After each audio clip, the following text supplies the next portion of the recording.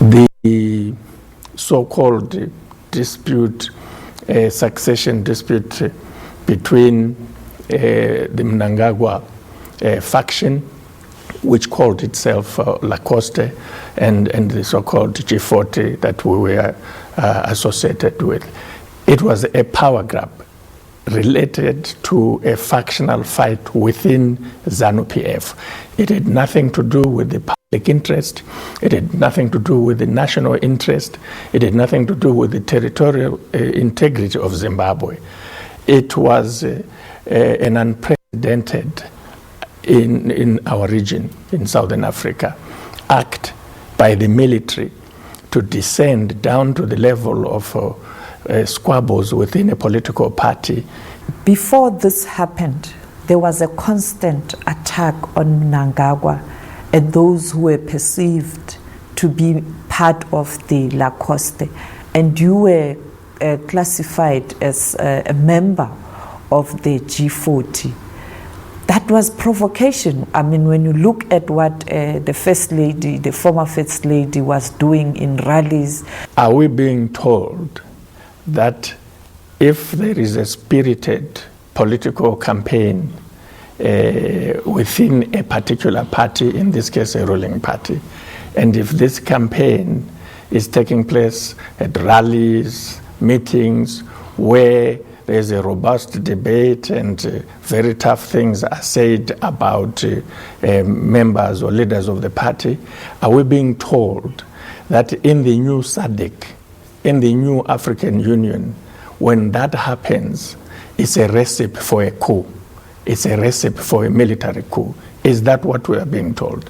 There was a equivalent spirited debate in South Africa within the African National Congress that we saw in provinces like KwaZulu-Natal and many others, where strong views, ideological views, whether to do with state capture, whether to do with radical transformation of the society and the economy, whether to do with corruption, accusations that certain people are corrupt, even the president, or let alone a deputy president. The president of South Africa faced quite some robust debate. Are we being told by this question that when that happens, then the army should use force? It should unleash tanks in order to take a side? The Zimbabwean precedent is a very dangerous one. It is uncivilized. It's unbelievable that in 2017, you can get a country's army descending unprofessionally, unconstitutional, the level where you say a permanent secretary in the Ministry of Information believes that he has been insulted at a political rally. Therefore, because he's good buddies with the head of the armed forces, they are going to use that to justify the deployment nationwide. The whole country, and the country was under military siege from the 15th of November to the 18th of December. Because of that, now, what is really of concern to many, especially members of the former ZANU-PF, as it was before, is that Emmerson Mnangagwa, General Chiwenga, and all these people in the military cabal associated with the bloody coup of 15th of November are the very same people who orchestrated the downfall of Vice President then, Joyce Mjuru. The First Lady herself, she constantly attacked Mnangagwa, who was the Vice President of the party. First of all, I want to repeat the fact that even if what you are saying were true, which it isn't true, but let us assume it was true, it can't justify a military coup. And this is the more important point than the one you are making. We cannot allow a situation where we start taking a position that the end justifies the means. So as long as we want to grab power, we will find a pretext, and in this case, the pretext will be, did you not see the humiliation of a particular leader by the First Lady? Now, let's get to the fact. The fact of the matter is that Grace Mugabe, as the First Lady, and President Mugabe went through unbelievable humiliation. Unbelievable humiliation. The people who are raising this suffer from some either selective memory or they are part of this coup. Are you corrupt? No. In fact, this is laughable. Seriously laughable. First of all, this is an accusation coming from the most corrupt politicians and public officials in the history of our country. They cannot account for the assets that they have. The richest individual in the Republic of Zimbabwe is Emmerson Mnangagwa, the one person who was responsible for setting up ZANU-PF companies when he was the Secretary for Finance of the ruling party is Emmerson Mnangagwa. There is no cent that comes from those companies, including a bank, including investments in the region, in countries like Namibia and even South Africa. The person who led the plunder of resources, or even in foreign countries such as the Democratic Republic of Congo, leading to the United Nations investigating and coming up with a report that is still there, is Emmerson Mnangagwa, along with the military cabal of General Chiwenga, SP Moyo, the person who brought the Chinese to plunder Chiadzwa diamond resources for Zimbabwe, up to a point where we have, at the very least, over a period from 2007 to 2014, some 12 to 15 billion dollars in diamond revenue that remains unaccounted for, that went into the pockets of individuals. These people have staged a coup, not just to grab power for the sake of grabbing power, but in order to cover up their corruption. That command agriculture was nothing but a looting scheme. But some are saying that agricultural program was a program aimed at assisting farmers, and farmers are happy, and you guys... No, there are no farmers. You are just trying to use that as a scapegoat based on your own corruption. What is our own corruption? In my case, for example, they say that I took $430,000 from ZIMDEF when they know very well that the money in question, it doesn't even come to $430,000. No one has ever asked them to say, you keep using this figure of $430,000. How do you get to this figure? If you look at that $430,000, about $200,000 of that went to the ministry's participation in the Zimbabwe International Trade Fair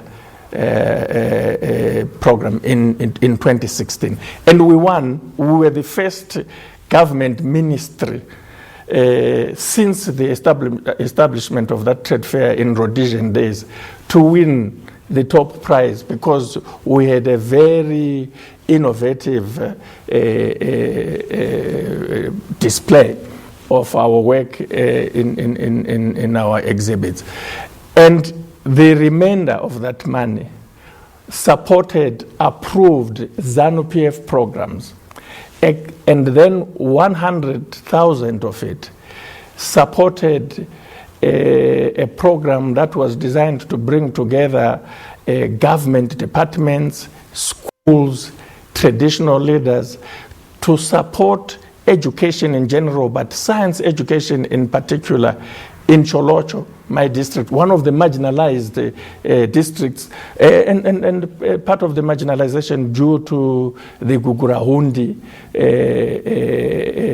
atrocities that were committed in Cholocho by this very same cabal. Not a single cent came to me. Now, but they are saying you are dispensing patronage. No, but you see, When does it become patronage? The fact of the matter is I was a minister with discretion in deciding how to use those funds, and there were procedures for using the funds. Is the problem perhaps how ZANU-PF in general has conducted itself, using state resources earmarked for all Zimbabweans to sustain the party itself abusing state resources in general, and that is why they fight?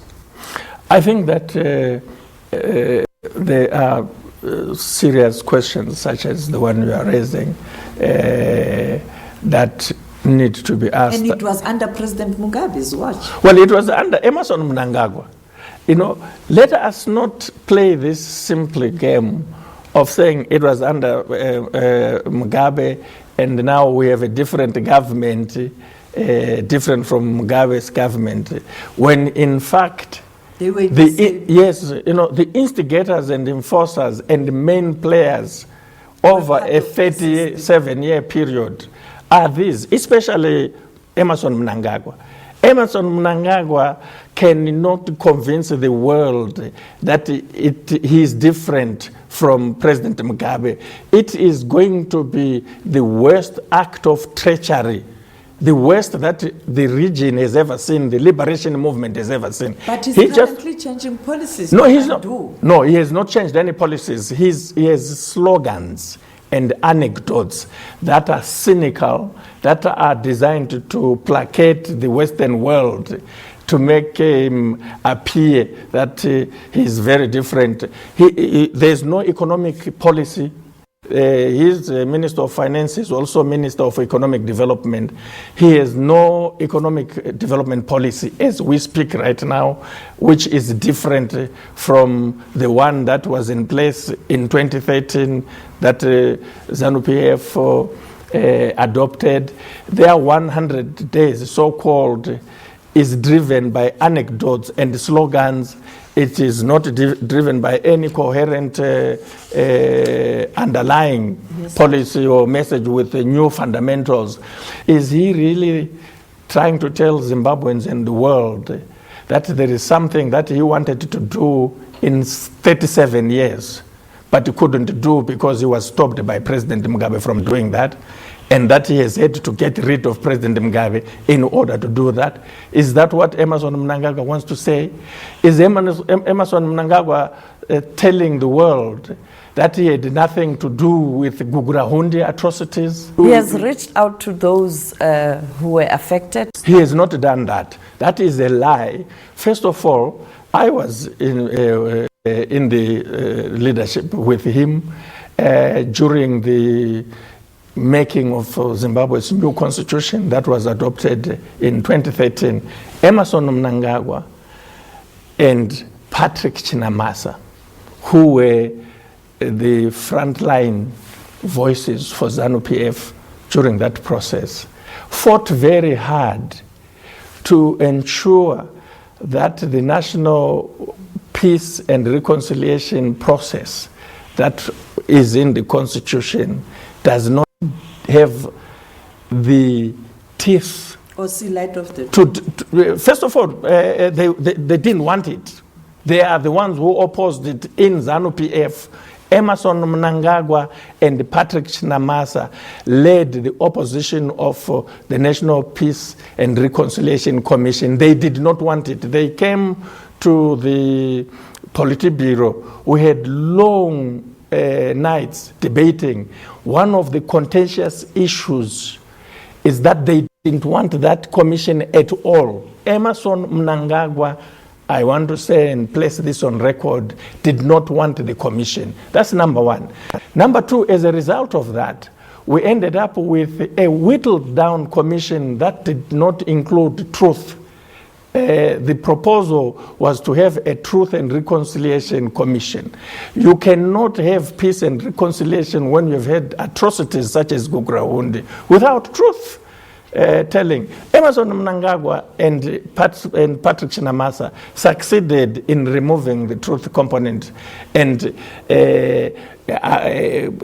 got ZANU-PF to accept the current structure that is in the Constitution of peace and reconciliation only on grounds that it did not include truth and that it would not look into ground atrocities. That's number one. And this is very important because he can't come today and say, I have done this, when very recent history tells a different story. But much more telling is that when the former vice president, Pelegezela Mpoko, was spearheading the bill which became law recently, it was spearheaded in parliament not by Emerson Mnangagwa, but by Pelegezela Mpoko.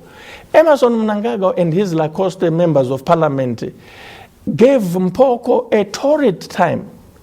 They did not want it. They wanted to kill it.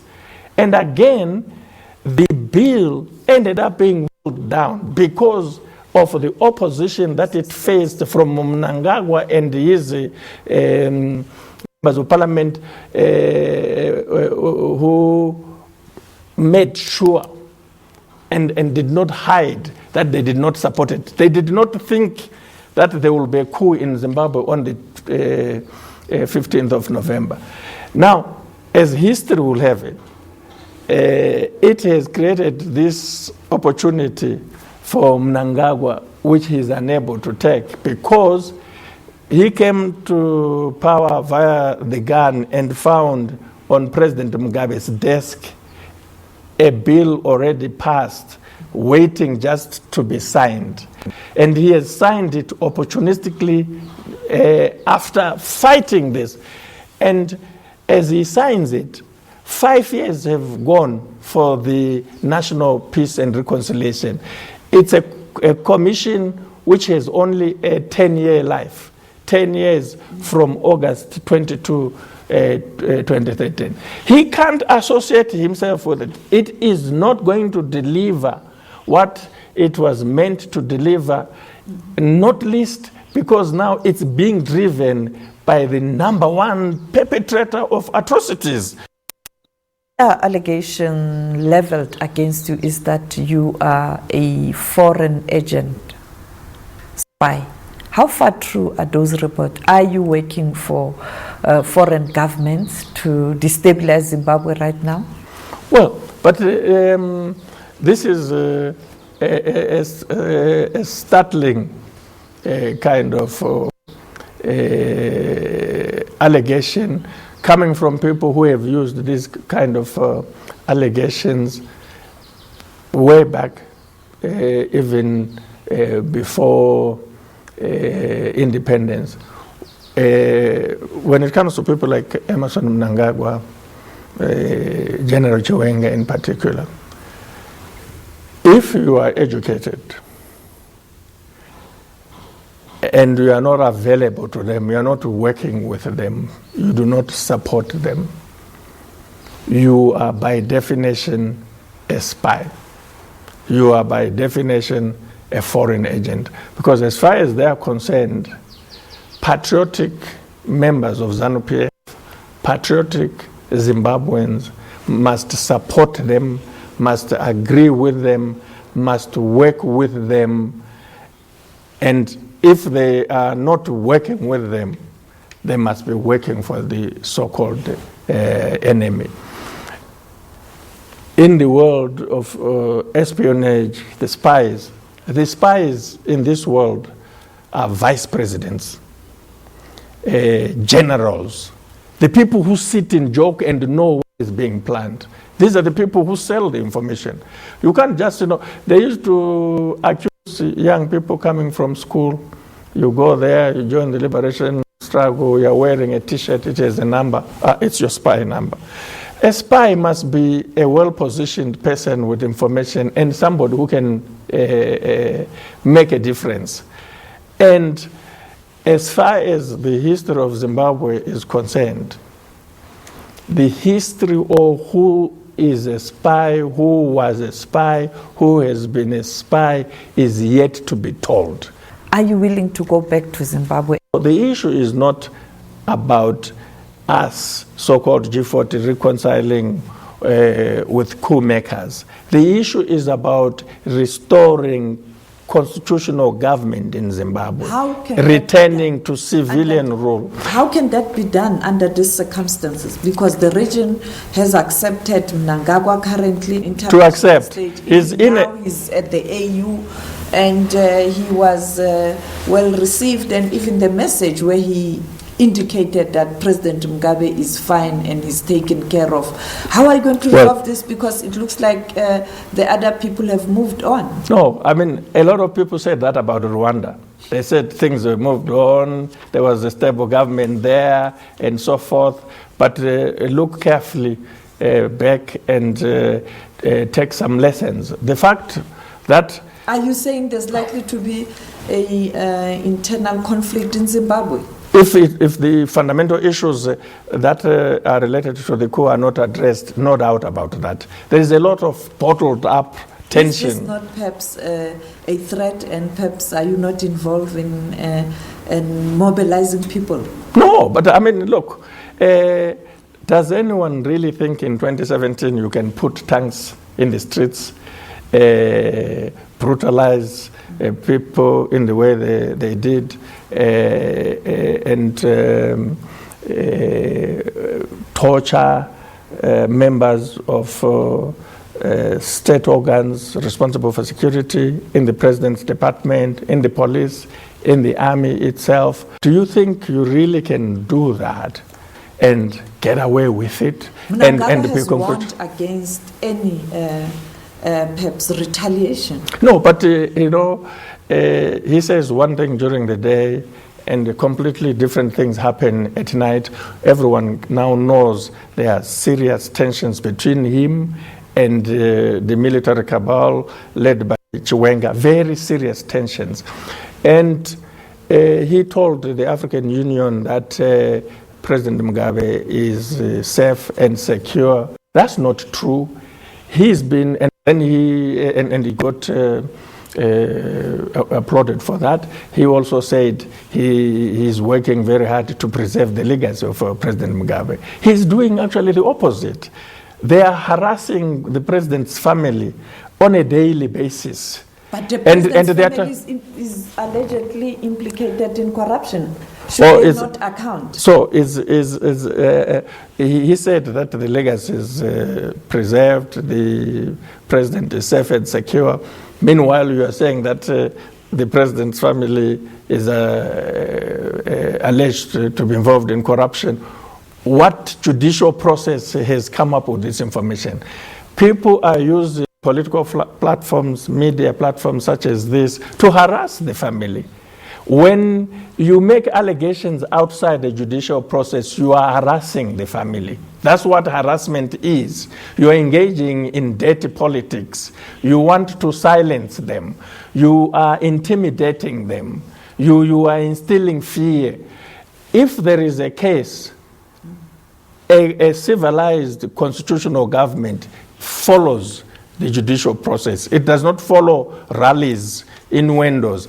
And Mnangagwa has been going to these countries, you're saying. Obviously, he's panicking. There's something he knows that obviously many other people don't know about his illegitimacy. And he's trying to convince them that, no, I'm legitimate. But in the process, he's telling a lot of stories which are humiliating the president, the former president, which are false. When he left Namibia, he alleged that the president, when he had a phone call with him on the 20th of November, couldn't remember that he had dismissed him, which is preposterous. What he doesn't understand is that while he was holed up somewhere making that call, the president was not making that call alone. And you asked an important question. So what really should happen? Well, the African Union and SADC need to base their decision not on what the coup makers say, but on what the people of Zimbabwe say and on what the victims of the coup say. The only legitimate way is to have a fact-finding mission. You cannot have all these conclusions that it was a bloodless coup, that it was lawful, without having a process that comes down to the ground and speaks to the people who have been affected. If, as we say in Southern Africa, if Zimbabwe did it, why can't Malawi did it? Why can't Zambia did it? Why can't Mozambique did it? And then in the end, everybody will did it. And finally, have you spoken to President Robert Mugabe recently? Have I spoken to him recently? No, I have not spoken to him recently. I would like to do that, and I can only do so if an opportunity avails itself. We are concerned about the continued harassment, mistreatment, and humiliation of the president. Certainly, I hope he's well. I hope he has a peace of mind, but rationally speaking, he cannot be. How can he be when we know that he was forced to resign, when we know that he did not freely and voluntarily write that letter? He was threatened. He was told that if you don't sign this letter, you are going to go the Gaddafi way. We will mobilize people and let them march to your residence. He was confined to his residence. He tried his best to engage the coup makers, but they were bent on removing him in a very humiliating way. And so how can he be well against the background of... and SADC, his peers were quiet when that was happening? Well, I think this is why some of them have a lot of thinking to do, and I'm sure their God has been visiting their conscience, because some of what they allowed to happen might happen to them, and they will regret when it does, because they allowed the precedents in Mugabe's case. And you know, this whole thing to say, yes, it was wrong, we know, yes, it was a coup, but because it was against Mugabe, it was fine as long as it got rid of Mugabe. That cannot be a civilized virtue. Just because you have issues with President Mugabe does not justify the use of foul He stayed for too means. long. He stayed for too long. Yes, but are you now going to say, as part of our constitutive act as SADC and the African Union, if you are elected by your people such that you stay for too long... Some are saying those elections were not free and fair. Therefore, let's have a military coup. Is that what you are prescribing? Let's have the military coup for that reason.